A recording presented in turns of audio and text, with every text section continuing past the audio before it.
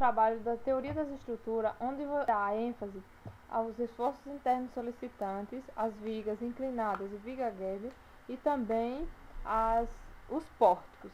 Durante essa apresentação, eu irei demonstrar a dedução das equações de esforço interno solicitante, a importância das vigas para engenharia, as aplicações, e depois fazer uma aplicação em cada uma das opções.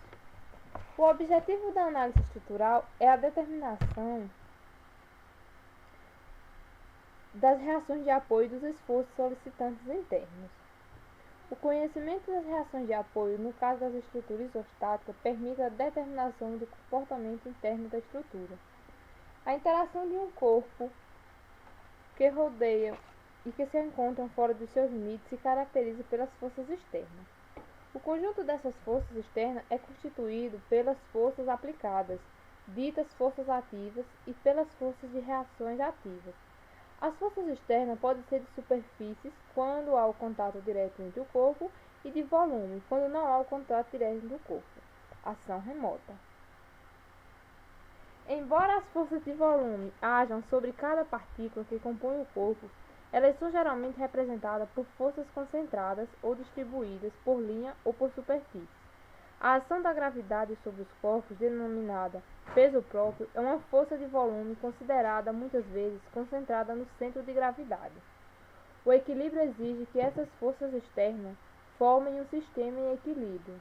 Lembrar ainda que as primeiras incógnitas a serem calculadas, isto é, as forças reativas, são determinadas através das equações de equilíbrio.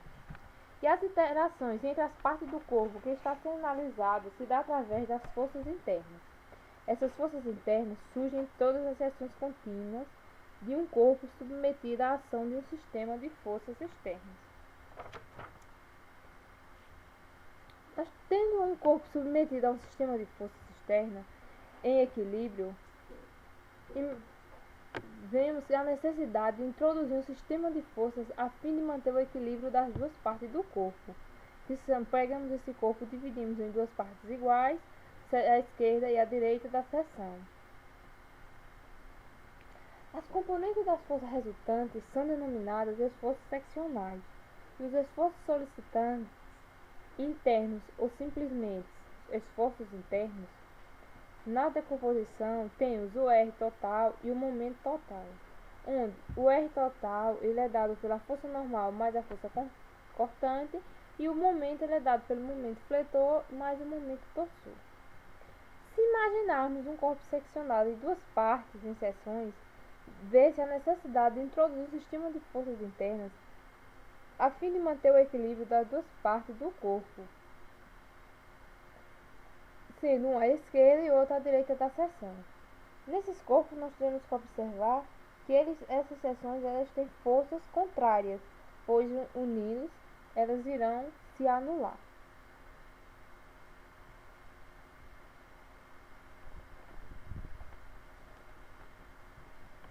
A distribuição das forças internas no plano da seção ou através das tensões, sendo as estruturas unidimensionais representadas somente através de seus eixos, e a representação dos esforços internos ela deve ser feita através das resultantes das tensões referidas a estes eixos. A resultante dessas tensões elas se encontram reduzindo-se ao centro de gravidade da seção, e obtém-se então a resultante das forças e o momento resultante, representados a seguir. Para a parte da estrutura em S, consideramos o sistema de eixo ortogonal local em que o eixo X coincide com o eixo da barra e Y positivo para cima. Podemos, nesse caso, obter três componentes da resultante das forças. A resultante ela será dada por Rx, Ry e Rz, e também as três componentes do momento resultante, momento em X, momento em Y e momento em Z. A estas componentes denominamos esforços solicitantes internos nas seções, muitas vezes referenciados simplesmente por ESI.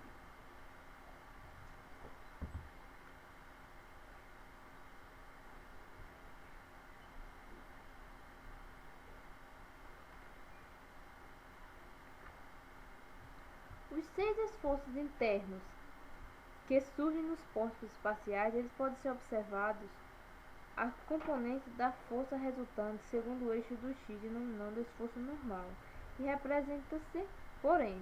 Já as componentes de R, segundo os eixos y e z, são os esforços cortantes, QY e QZ. A componente do momento, segundo o eixo x, ela denomina-se momento de torção, ou, simplesmente, momento torsor, e é representado por T, sendo também referenciado na literatura por momento em x, momento em t, momento, e essas componentes do momento, segundo os eixos y e z, são os momentos fletores, respectivamente. Vale ainda salientar que esses momentos eles têm uma convenção de sinais. E isso, eles têm a convenção de sinais, os tipos de solicitações e os tipos de deformações. Em uma análise estrutural, uma estrutura é dita plana quando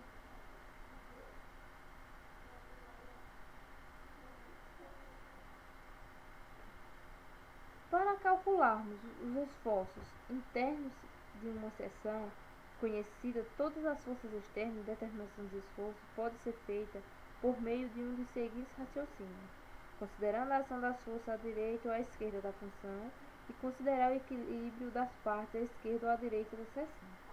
Se considerarmos a ação das forças à direita ou à esquerda, permitimos o cálculo do esforço interno por meio da determinação da ação do sistema de forças à esquerda ou à direita da seção sobre um ponto.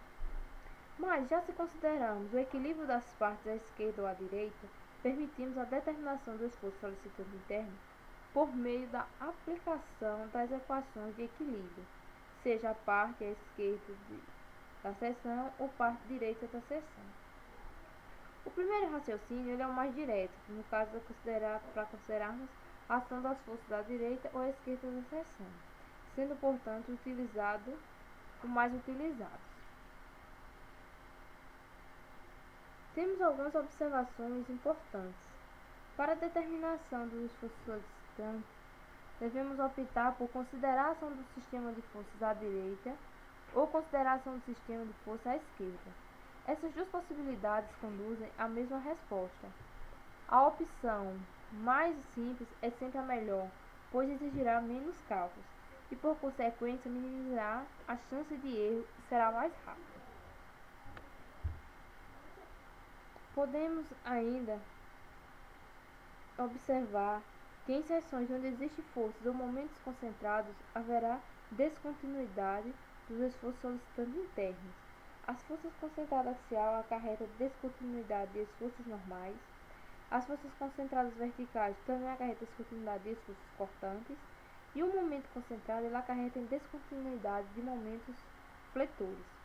Nestes casos, a determinação dos esforços solicitantes exige a consideração de duas seções, uma imediatamente junto e anterior ao ponto de aplicação das forças concentradas, outra imediatamente junto e depois a um ponto de aplicação das forças concentradas.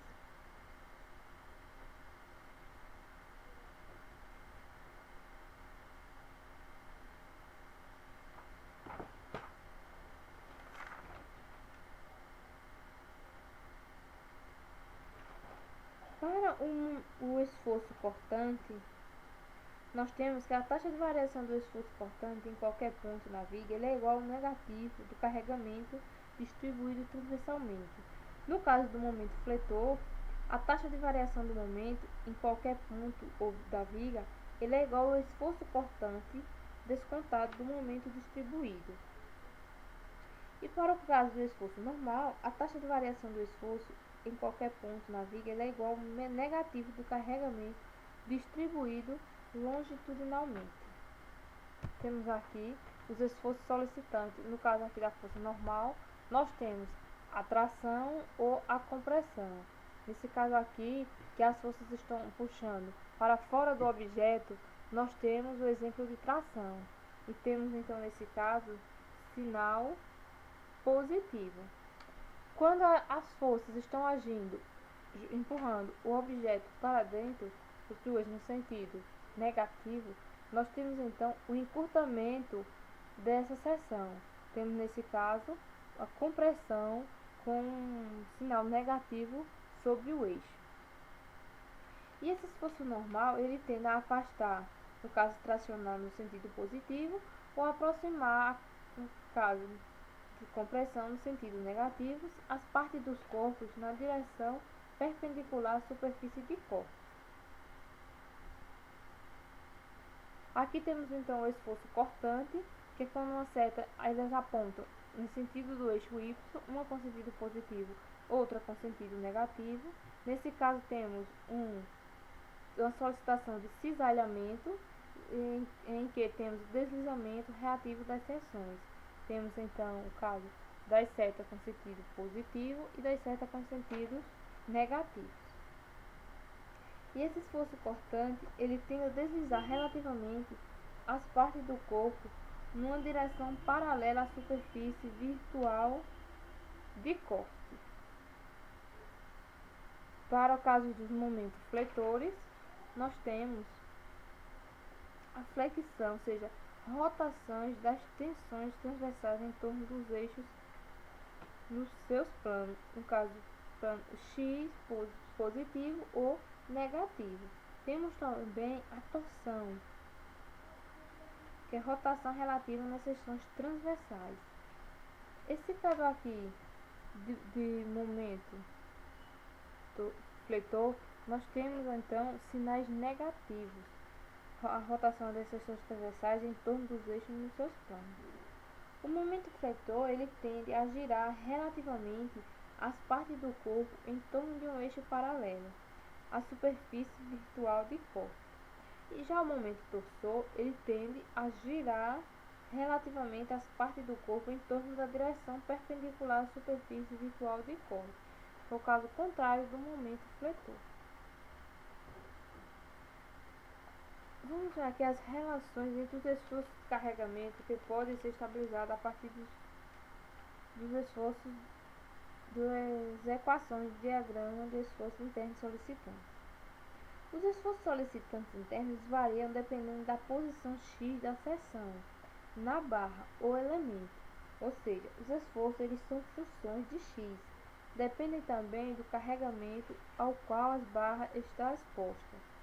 Se estiver exposto sob forças ativas nulas, os esforços também serão nulos. No caso de carregamentos axiais,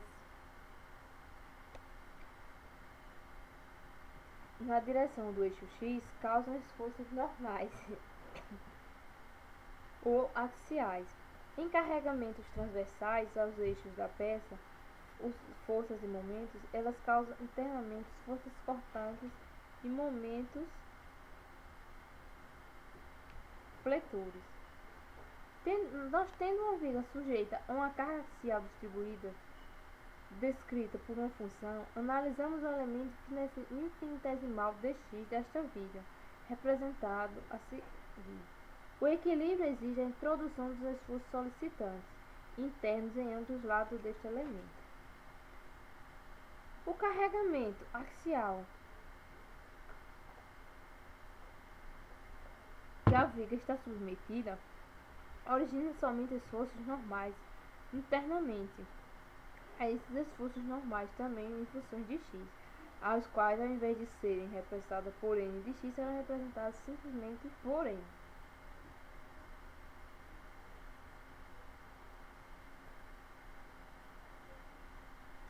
Se tivermos uma viga submetida a um carregamento transversal distribuído, segundo a função q de x, a relação entre o carregamento transversal e os esforços cortantes e momentos fletores ela é obtida considerando o equilíbrio do elemento infinitesimal de comprimentos dx, representados na... Devido ao carregamento aplicado, pode-se afirmar que os esforços cortantes e os momentos fletores que surgem à direita e à esquerda dos elementos são diferentes. Os cortantes e os momentos fletores estão indicados no sentido positivo da convenção de sinais.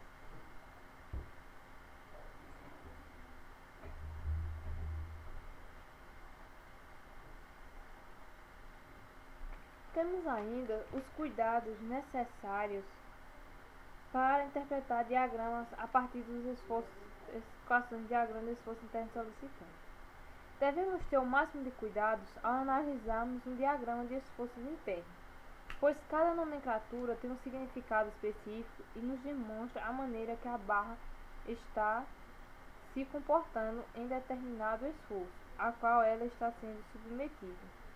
A melhor maneira de visualizar como varia uma função é representá-la graficamente, tendo em mente que os esforços internos são funções de x.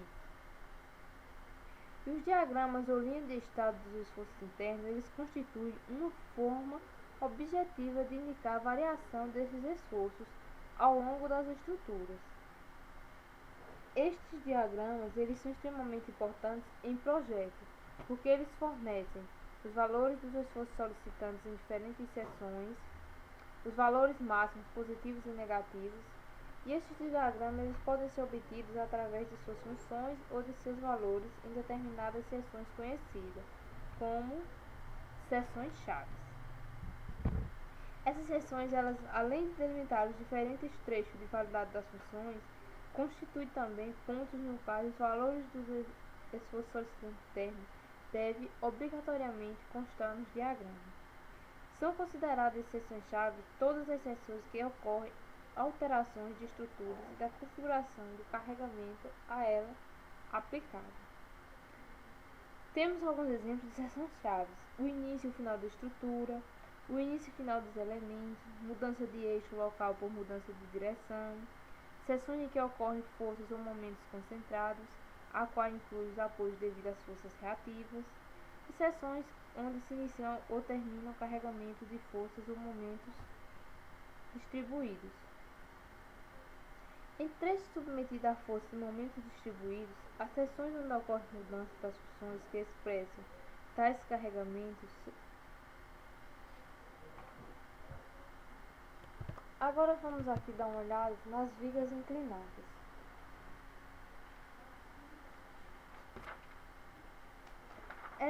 As vigas inclinadas são estruturas compostas por barras, elementos unidimensionais interconectados por nós rígidos ou articulados, em que todos os elementos têm a mesma direção. As vigas inclinadas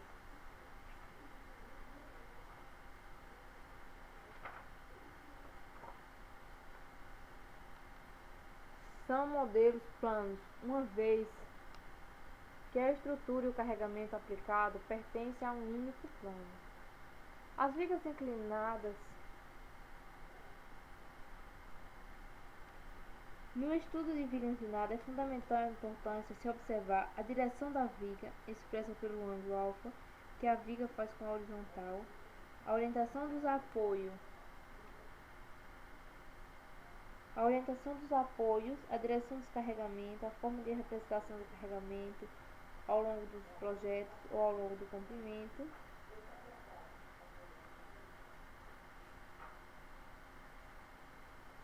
E também as vigas inclinadas são muito utilizadas em pontes. Temos aqui algumas figuras da utilização das vigas inclinadas. Elas são utilizadas em pontes, em estruturas, passarelas, coberturas. Também utilizadas em sustentação de outros elementos estruturais ou distribuição de esforços internos solicitantes. Também é utilizado em projetos arquitetônicos que deseja que o usuário tenha uma visão de uma edificação com traços de modernidade. Nós temos aqui alguns exemplos: vigas inclinadas utilizadas em escadas, em edifícios inclinados, em coberturas, em estádios de futebol e assim por diante. Agora nós temos as vigas Geber,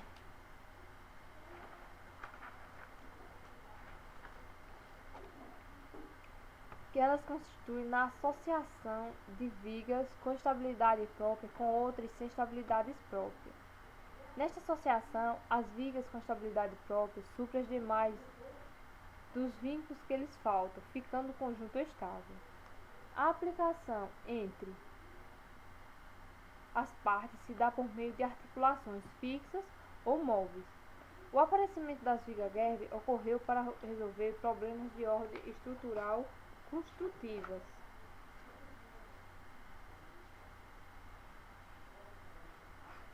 No caso das estruturais, elas permitem deformações, evitando o surgimento de esforços internos devido a recalques diferenciais nos apoios. Já no caso das vigas construtivas, ela permite o lançamento de vigas pré-moldadas em vão sobre leitos de rios ou de difícil acesso. E essas vigas receberam esse nome em homenagem a um pesquisador, Henrik Gerbes.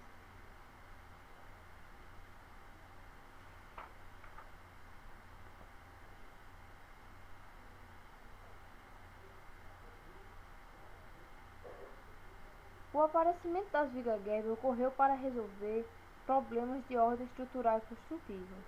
E essas vigas elas têm lugar de importância na engenharia estrutural e a tendência de cada vez mais serem utilizadas, tendo em vista o desenvolvimento das técnicas de pré-fabricação e montagem da estrutura, uma vez que ela pode ser montada fora do local de ser utilizado e depois ser transportada e montada, pode trazer uma maior facilidade para isso.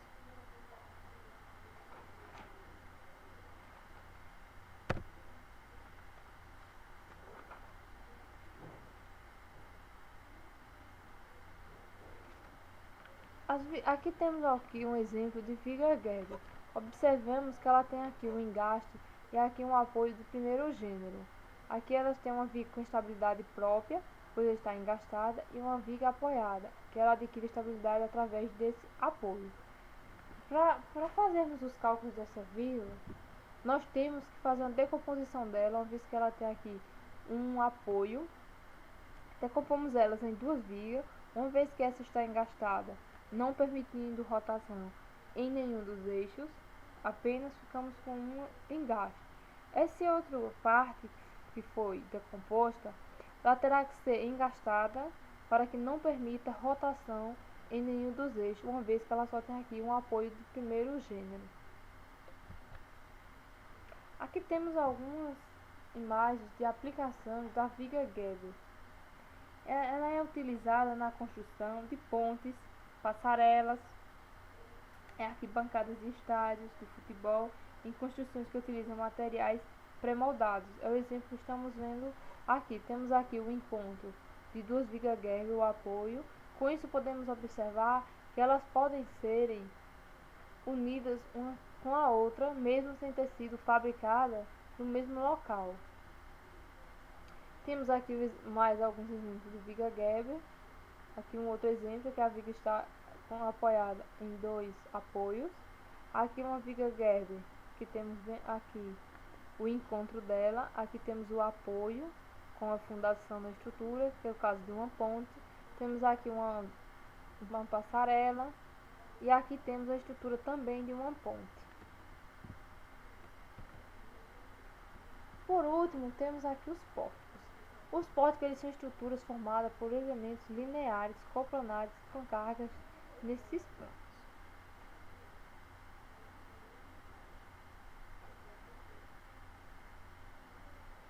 Esses pórticos eles são planos estruturais formados por elementos ou barras, cujos eixos com orientações arbitrárias pertencem todos a um único plano.